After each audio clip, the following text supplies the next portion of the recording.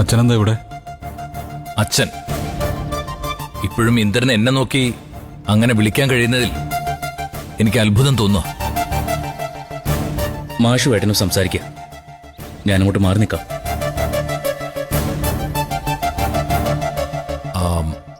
ഞാൻ വിളിച്ചിട്ട് ഇന്ദ്രൻ ഫോൺ എടുക്കാതായപ്പോഴാ സത്യന്റെ സഹായം ഞാൻ തേടിയത്. എന്റെ മകളുടെ കാര്യത്തിൽ നിന്ന് എനിക്ക് ഒളിച്ചോടാൻ പറ്റില്ലല്ലോ.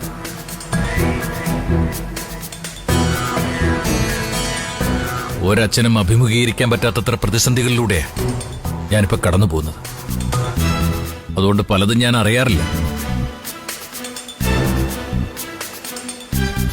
ഇന്നലെ സുശീല വന്ന് പറഞ്ഞപ്പോഴാ അനുപമ അവളെ അടിച്ച കാര്യം ഞാൻ അറിയുന്നത്.